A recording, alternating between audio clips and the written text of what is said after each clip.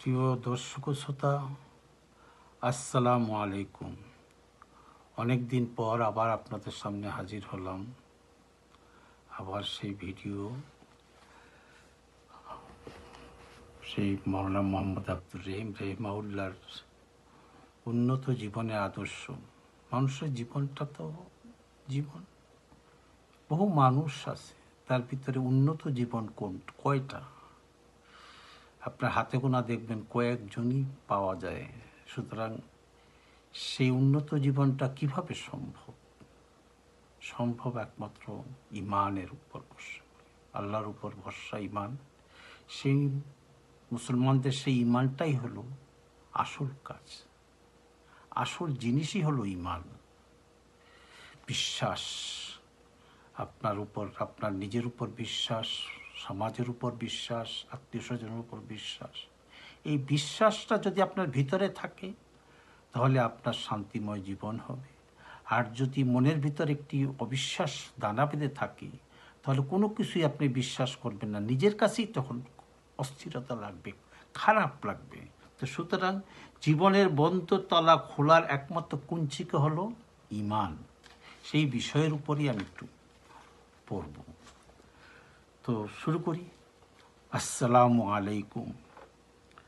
বর্তমান দুনিয়ায় মানুষ যে কঠিন সমস্যার সম্মুখীন, যেসব সমস্যা দুনিয়ার মানুষকে তিলে তিলে ধ্বংস করছে আকস্মিক প্রলয়ের, তা থেকে মুক্তির একমাত্র পথ হচ্ছে আল্লাহ, রাসূল ও পরকালের প্রতি ইমানের দিকে ফিরে আসা। এই কয়টি দিকে যদি ফিরে না আসে তাহলে মানুষের ভিতরে অস্থিরতা যাবে না। এই ইমানকে পুরোপুরি গ্রহণ করা এবং তদনুযায়ী জীবন, সমাজ ও রাষ্ট্রের পুনর্গঠন ছাড়া এই জটিলতম অবস্থা থেকে মুক্তির দ্বিতীয় কোনো পথ ও উপায় হতে পারে না। একটু চিন্তা করবেন, এগুলি আপনাদের চিন্তারই বিষয়। এসব ছাড়া আপনারা তো আছেন, বহু বছর দুনিয়াটা চলছে। মাঝখানে কিছুদিন রসুলের জীবন, তারপরে খোলাফায়ে রাশিদিন, তারপরে কিছুদিন জীবন, এরপরে এইভাবেই চলে আসছে। কিছুদিন চলার পরই সব শেষ হয়ে গেল। পাশ্চাত্য লোকেরা যখন ক্ষমতা এসে গেল তখন সব কিছুই তাদের নিজেদের মতো করে, তখন আর ধর্ম রইল না আর কি। তাদের ধর্মটাও যদি খ্রিস্টীয় ধর্ম, ঈসাই ধর্ম যদি ও সত্যিকার অর্থেই চলতো মেনে, তাহলে আল্লাহরও পরিবর্তন করা দরকার হতো না। কেন, আল্লাহ তো কোনো খারাপ কিতাব তৈরি করেন নাই। যেরকম করেছেন তওরাত, তেমনি করেছেন ইনজিল, তেমনি কোরআন। শেষ পর্যন্ত ওই দুইটি জাতি যখন দেখলো যে আর আল্লাহ দেখলো যে এদের তো তার হবে না, তখন এই সর্বশেষ জাতি মুসলিমকে নিয়ে আসলেন মুহাম্মদ রাসূলুল্লাহ সাল্লাল্লাহু আলাইহি সাল্লামের মাধ্যমে। তিনি আল্লাহকে পরিচিত করালেন আমাদেরকে, আমরা মুসলিম হলাম এবং আমরা হয়ে কিছুদিন রইলাম, সমস্ত বিশ্বময় ক্ষমতা করলাম, নিজেদেরকেও মুসলিম হিসেবে পরিচয় দিলাম, একটা বিশ্বাসী জাতি হিসেবে। কিন্তু তারপরেও আর ধরে রাখতে পারলাম না।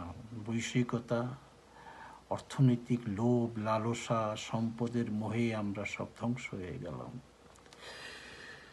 তো সুতরাং আস্তে আস্তে তখন মানুষের ভিতরে একটা ক্ষোভ জন্মে, কেউ অস্থির জন্মে অবিশ্বাস করে। অনেক মানুষই আছে, সব কিছু অবিশ্বাসের ভিতর।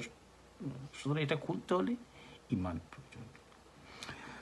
তো এই ইমানকে পুরোপুরি গ্রহণ করা এবং তদনুযায়ী জীবন, সমাজ ও রাষ্ট্রের পুনর্গঠন ছাড়া এই জটিলতম অবস্থা থেকে মুক্তির দ্বিতীয় কোনো পথ বা উপায় হতে পারে না। এই ইমানের একটা বিশেষত্ব, যেমন অভ্যন্তরীণ, তেমনি আর একটি বিশেষত্ব বাহ্যিক, দুইটি, একটি নিজস্ব আর একটি বাহ্যিক। এই ইমানের দৌলতেই মানুষ হতে পারে। এই ইমানের তরুণী মানুষ বিশ্ব প্রকৃতির বুকে শ্রেষ্ঠত্ব এবং আল্লাহর জমিনে আল্লাহর খলিফা হওয়ার অনন্য সাধারণ মর্যাদার অধিকারী হয়েছে। আমরা তো আল্লাহর প্রতিনিধি, আল্লাহর প্রতিনিধিরাই এই কাজ করবে, আল্লাহর কাজ করবে, আল্লাহর দেখানো রাস্তায় চলবে, মানুষকে বুঝাবে, মানুষকে আল্লাহর দিকে আহ্বান করবে। সুতরাং এ কাজ মানুষেরই কাজ। আল্লাহর প্রতিনিধি কারা? যারা বার্তা বহন করে। আমরা আল্লাহর বার্তা বহন সমস্ত মানুষের কাছে ছড়িয়ে দেব, সেই কাজই হলো আমাদের। বস্তুত যে সত্যিকার ঈমান গ্রহণের আহ্বান ইসলাম পেশ করেছে, তাই হচ্ছে বর্তমান কালের জীবন সমস্যার বন্ধ তালা খোলার একমাত্র কুঞ্চিকা, তাই হচ্ছে সমস্যার একমাত্র সমাধান। অথচ একালের সর্বোন্নত জ্ঞান, বিজ্ঞান ও দর্শন, সমাজ দর্শন ও রাষ্ট্র দর্শন এসব সমস্যার কোনো সমাধানই পেশ করতে পারেনি। উপরন্তু একালের চিন্তাবিদ, আইন প্রণেতা ও সমাজ সংস্কারক এইসব সমস্যার সমাধান চিন্তায় অস্থির হয়ে গিয়েও এবং দিন রাত চিন্তা গবেষণা চালিয়ে মুক্তির কোনো উপায় বের করতে পারেনি। কোনো পথ আজ পর্যন্ত পারেনি, মুক্তির পথ। কেন? সৃষ্টি যে তিনিই জানেন কিভাবে শান্তি আসবে, তিনিই জানেন মুক্তির পথ কি। তো সুতরাং বিশ্বাস যদি না করি সৃষ্টিকর্তা আল্লাহকে, তাহলে যা হয় তাই হচ্ছে। বের করতে পারেনি, দিতে পারেনি নিষ্কৃতি লাভের জন্য কোনো নির্ভুল পথের সন্ধান। এ পর্যায়ে তাদের সব প্রচেষ্টা সম্পূর্ণ ব্যর্থ হয়ে গেছে। শুধু তাই নয়, তাদের নিত্য নতুন আজগুবি ধরনের চিন্তা, কল্পনা ও প্রচেষ্টা এ সমস্যাকে আরও জটিল করে তুলেছে এবং এর সমাধান বানিয়ে দিয়েছে আরও অসম্ভব। সমাধানকে আরও অসম্ভব বানিয়ে দিয়েছে। কিন্তু বিশ্বনবী হযরত মুহাম্মদ সাল্লাল্লাহু আলাইহি ওয়াসাল্লাম কেবল ঈমান কুঞ্চিকার দ্বারাই, মানে বিশ্বাসের কুঞ্চিকা দ্বারাই মানব জীবনের সমস্যা সংকুল বন্ধ তালা অতি সহজেই খুলে দিয়েছিলেন। মানব জীবনের অসংখ্য জটিল ও কঠিনতম সমস্যা সমূহের নির্ভুল সমাধান করে দিয়েছিলেন। তিনি যখন দুনিয়ায় আবির্ভূত হয়েছিলেন, তখন মানুষের জীবন কঠিন সমস্যাবলীর চাপে সাংঘাতিকভাবে বিপর্যস্ত হয়ে পড়েছিল। জীবনের দ্বারসমূহ ছিল রুদ্ধ, মানুষের সহজাত বিবেক বুদ্ধিতে এসেছিল চরম বিকৃতি। তদানীন্তন বুদ্ধিমান ও দার্শনিক লোকেরা তা ঠিক করার জন্য চেষ্টার ত্রুটি করেনি। তখনকার মানুষের হৃদয় মন ছিল তালাবদ্ধ, ও আধ্যাত্মিক পথপ্রদর্শকরা তা খুলবার জন্য বহু চেষ্টা করেছে, কিন্তু তারা তা খুলতে পারেনি। এমনকি দুর্ঘটনা আবর্তে পড়েও তখনকার মানুষ চোখ খুলেনি, অন্তর্জগতে জাগ্রত হয়নি, অন্তরটা জাগ্রত হয়নি, বিবেক সাড়া দেয়নি। কেননা বদ্ধ তালা যদি ছাড়া খোলা যায় না, বদ্ধ তালা চাবি ছাড়া খোলা যায় না। মানে কুঞ্চিকা হলো চাবি আর কি, যায় না। আর দীর্ঘদিন ধরে তারা যে চাবি হারিয়ে ফেলেছে, দীর্ঘদিন ধরেই সে চাবি হারিয়ে ফেলেছে, খুলতে আর পারছে না। তারা নতুন গড়া বহু চাবি দিয়ে সে বন্ধ তালা খুলতে চেষ্টা চালিয়েছে, কিন্তু সে চাবি সে তালায় বসেনি, লাগেনি, খুলবার জন্য ঘুরেনি। ফলে বদ্ধ তালা বন্ধই রয়ে গেছে। অনেক দুঃসাহসী লোক অগ্রসর হয়ে কঠিন আঘাত হেনে তালা ভাঙতে চেষ্টা করেছে, কিন্তু তাতে তালা তো খুলেইনি। মাঝখান থেকে তাদের হস্ত আঘাতপ্রাপ্ত হয়েছে, চূর্ণ বিচূর্ণ হয়ে গেছে। এই সময় আল্লাহ তাআলা হযরত মুহাম্মদ সাল্লাল্লাহু আলাইহি সাল্লামকে নবুয়ত ও রিসালাতে দিয়ে সমগ্র বিশ্ববাসীর প্রতি চিরকালীন শাশ্বত অনুগ্রহ দান করলেন। এর ফলেই বিশ্ব মানবতা মানব জীবনের বন্ধ তালা খোলার যে হারানো চাবিটি ফিরে পেল। হযরত মুহাম্মদ সাল্লাল্লাহু আলাইহি ওয়াসাল্লাম এ চাবি দিয়েই একটা একটা করে সবগুলো তালা খুলে ফেললেন, খুলে দিলেন মানব জীবনের সবকটি বদ্ধতা দরজা।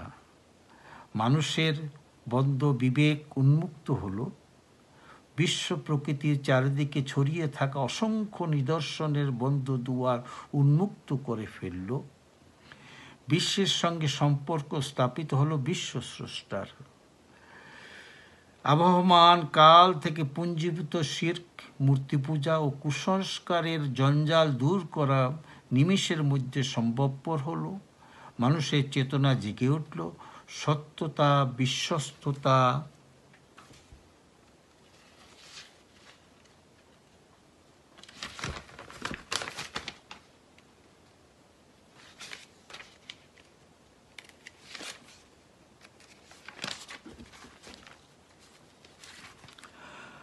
ও ন্যায়পরতার স্বর্ণকান্তি বিচ্ছুরিত হয়ে সমস্ত পরিবেশকে উজ্জ্বল উদ্ভাসিত করে তুলল। একটি মৃত জাতির নিষ্প্রাণ দেহে নতুন জীবনের সঞ্চার হলো। অপরাধীরা নিজেরা এসে ধরা দিতে ও শাস্তি গ্রহণ করতে লাগলো। দরিদ্র সৈনিক কিসরার মহামূল্য স্বর্ণ মুকুট ছেঁড়া কম্বল তলে লুকিয়ে এনে পূর্ব নির্দেশ মতো অতি সংগোপনে সেনাপতির সম্মুখে পেশ করেছিল, কেননা এ সরকারি সম্পদ, তা কোনো ক্রমেই আত্মসাৎ করা যেতে পারে না। জাতীয় সমস্যার সমাধান করার এই চাবি দেয়া হলো একটা ছিন্ন ভিন্ন ভগ্ন অঙ্গ প্রত্যঙ্গ সম্পন্ন জাতির হাতে। পিলিয়মান মানব প্রতিভার হাতে। ফলে সে জাতির নবতর জীবনী শক্তি দিয়ে জাগ্রত হলো, জীবনী শক্তি নিয়ে জাগ্রত হলো। প্রতিভা অগ্নিস্ফুলিঙ্গ দাউ দাউ করে জ্বলে উঠল। চারিদিকে যেন একটা প্রবল বন্যা প্রবাহ ছুটতে লাগলো। ফলে উষ্ট চালকরা হলো বিশ্বচালক। আরবের উষ্ট চালকরা বিশ্ব নেতৃত্বে চলে আসলো। সাধারণ মানুষ হলো রাষ্ট্রকর্তা। বিশ্বের উপর চালাতে লাগলো আইন ও শাসন। চারিদিকে জ্ঞান বিজ্ঞানের ব্যাপক চর্চা শুরু হয়ে গেল। প্রতিটি ঘর পরিণত হলো বিশ্ববিদ্যালয়ে। প্রতিটি ব্যক্তি গড়ে উঠল মহাজ্ঞানী ও বিজ্ঞানী হয়ে। দিন সেখানে দুনিয়ার সঙ্গে মিলেমিশে একাকার হয়ে গেল। দিনই হলো সেখানে সমগ্র জীবন প্রসাদের একমাত্র ভিত্তি, জীবন সংগ্রামের একমাত্র নিয়ামক। রাসূল করিম সাল্লাল্লাহু আলাইহি ওয়াসাল্লাম তখন মানুষ গড়ার যে কারখানা চালু করেছিলেন, তা থেকে তৈরি হয়ে বের হতে লাগলো একজন সত্যবাদী, সত্যাশ্রয়ী ও সত্যপন্থী ব্যক্তি। সে আল্লাহর প্রতি পুরোপুরি ঈমানদার, কেবল আল্লাহর আযাবের ভয়ে ভীত সন্ত্রস্ত, আমানতদার, বিশ্বস্ত। তার কাছে দুনিয়ার পরিবর্তে পরকাল অধিক গুরুত্বপূর্ণ। সে এই বস্তু লোকের উপর বিজয়ী, তা ব্যবহারকারী। স্বীয় ঈমান ও আত্মশক্তির বলে সে বিশ্বাস করে জগৎ তার জন্য সৃষ্টি হয়েছে, আর সে সৃষ্টি হয়েছে আল্লাহর জন্য, পরকালের জন্য।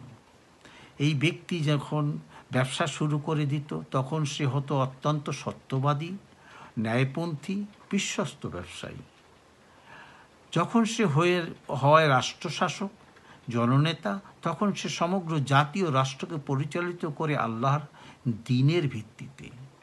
তার অন্তর প্রতি মুহূর্তে এজন্য ভীত সন্ত্রস্ত থাকে যে সে যদি মানুষকে আল্লাহর আইন বিধানের পরিবর্তে নিজের ইচ্ছা ও সন্তুষ্ট থাকে যে নিজের ইচ্ছা ও মর্জি মেনে চলতে বাধ্য করে, মানে যা স্বৈরাচার করে এমনি সব রাষ্ট্রপ্রধানরাই, তাহলে তাকে পরকালে ফিরাউন নমরুদের সঙ্গী হয়ে জাহান্নামে জ্বলতে হবে।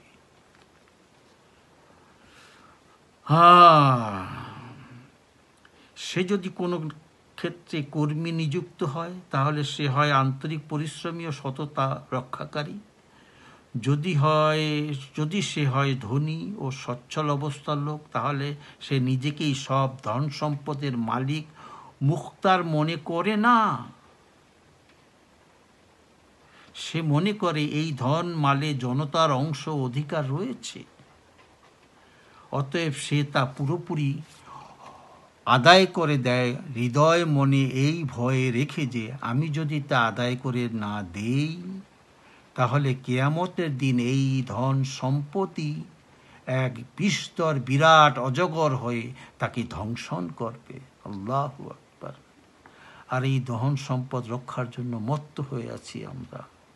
আল্লাহ, সে যখন হয় বিচারপতি তখন সে বিচার করে আল্লাহর আইনের ভিত্তিতে অত্যন্ত ন্যায়পরতা ও সুবিচার নীতি অনুযায়ী। কেননা তার ঈমান হলো সে যদি মানুষের রচিত আইনের ভিত্তিতে বিচার করে তাহলে সে ঈমানদার থাকবে না, কাফের, ফাসেক ও জালিম হয়ে যাবে এবং পরকালের কঠিন শাস্তির সম্মুখীন হতে হবে তাকে।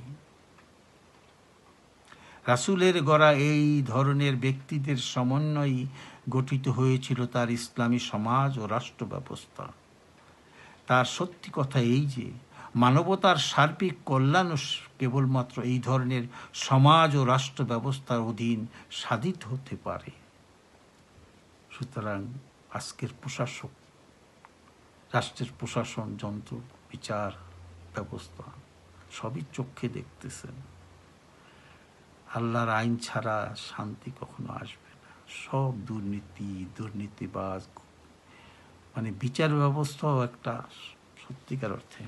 যাক, একালের কিছু লোক বলে বেড়াচ্ছে ঈমান এই যে সব কীর্তিকলাপ ও বিস্ময়কর অবদানের কথা প্রচার করা হয়, ঈমানের এই যে সব কীর্তিকলাপ ও বিস্ময়কর অবদানের কথা প্রচার করা হয় এগুলো সেই মান্দাত্তার আমলের প্রাচীন বর্বর যুগের কথাবার্তা। এখন যুগ পাল্টেছে, অবস্থার আমূল পরিবর্তন হয়ে গেছে। এখন সেই সমস্যা বা সমস্যার সে ধরন নেই, এখন সব নতুন সমস্যা দেখা দিয়েছে। কাজেই সে চাবি দিয়ে এ যুগের সমস্যার সমাধান করা যাবে না। এখন সমস্যাও যেমন নতুন, চাবিও তেমনি নতুন গ্রহণ করতে হবে। আল্লাহ তো পুরাণ দিয়ে রাখছে। রাসূল সাল্লাল্লাহু আলাইহি ওয়াসাল্লাম আজ থেকে ১৩,০০০-১৬০০ বছর আগের ঘটনা, তারপরে সেটা দিয়ে সম্ভব। মানুষ। দ্বিতীয় কথা, আজকের দিনের ব্যক্তিগত, সামাজিক ও রাষ্ট্রীয় সমস্যাগুলোকে সম্পূর্ণ নতুন ও ভিন্ন প্রকৃতির বলে দাবি করাই মূলত ভুল। যে মানুষ সেকালে বাস করত একালেও সেই মানুষই। সেকালের মানুষের যা সমস্যা ছিল একালের মানুষের ঠিক সেই সমস্যা। বড় বেশি বললে শুধু এতটুকুই বলা চলে যে সমস্যার মাত্রা, ভলিউম বেড়েছে মাত্র, তখন এত সমস্যা ছিল না। বড় বেশি বললে শুধু এতটুকুই বলা চলে যে সমস্যার মাত্রা, ভলিউম বেড়েছে মাত্র, কিন্তু সমস্যার প্রকৃতি যা সেকালে ছিল একালেও তাই রয়েছে। হাজার লক্ষ বছর পরের মানুষের সমস্যার মূল প্রকৃতিও তাই থাকবে। তাতে কোনো পরিবর্তন আসবে না, আসতে পারে না। তাই চাবি যেমন পুরাতন, তালাও সেই পুরাতন। কাজেই সেকালে যে চাবি দিয়ে সেকালের তালা খোলা গিয়েছিল, একালের তালা খোলাও কেবল সেই চাবি দিয়েই সম্ভব হবে। এজন্য নতুন চাবি ব্যবহার করা নিতান্তই নির্বুদ্ধিতা ছাড়া আর কিছু নয়। আর তালা খুলতে পারে এমন চাবি পাওয়াই বা যাবে কোথায়?